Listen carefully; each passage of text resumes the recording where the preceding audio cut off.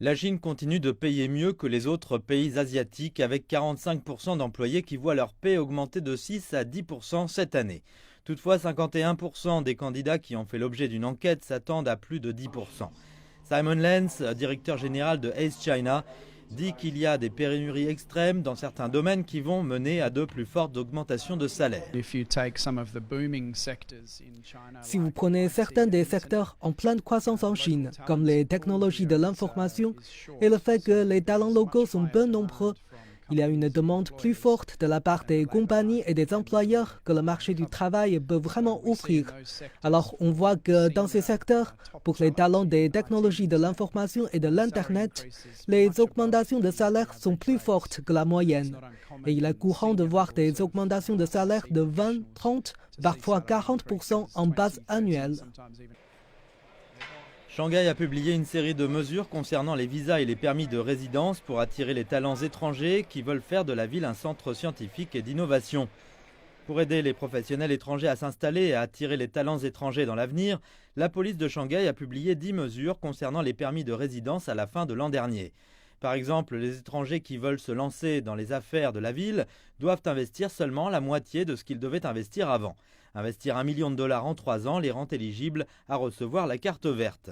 Le gouvernement a aussi émis de nouvelles mesures pour les Chinois détenteurs d'un passeport étranger qui veulent travailler dans le pays. Ceux qui ont un diplôme de docteur peuvent demander la résidence permanente sans aucune autre condition de revenu ou de sponsor. D'autres qui ont travaillé dans la zone de libre-échange, la zone Zhangjiang ou les 2 bases d'incubation pendant plus de 4 ans peuvent recevoir la carte verte, mais ils doivent demeurer en Chine au moins 6 mois dans l'année.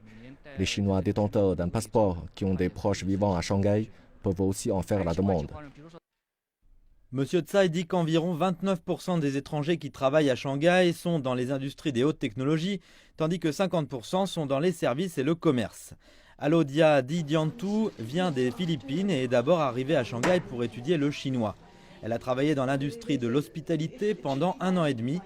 Elle dit qu'il y a d'autres conditions que le salaire pour lesquelles les étrangers choisissent de rester ici.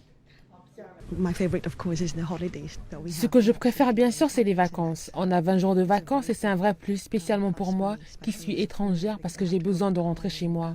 Comme une de mes très bonnes amies, elle travaille pour une entreprise locale et elle a 5 jours de vacances. C'est un vrai retour en arrière pour elle. Généralement, les gens veulent savoir, au moins pour les jeunes générations. Ils veulent savoir ce que le travail va leur apporter, comment leur carrière va se dérouler. Mais ils veulent savoir aussi comment leurs objectifs dans la vie seront réalisés. La plupart des gens ont un but dans la vie et ils doivent savoir si rester ici est en connexion avec leur but. Sinon, ils ne peuvent pas rester. Simon Lenz dit que les qualités humaines sont cruciales pour les entreprises quand elles recrutent. La difficulté est de trouver des savoir-faire que les employeurs peuvent utiliser. Pas tellement les talents techniques, mais davantage les qualités humaines que requiert le leadership ou la gestion.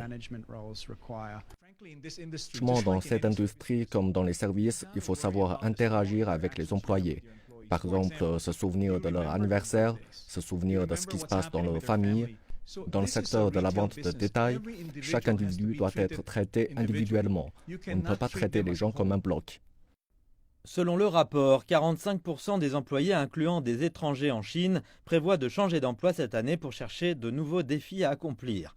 Et la main-d'œuvre du continent est la moins diverse culturellement dans la région, avec des étrangers représentant seulement 6%.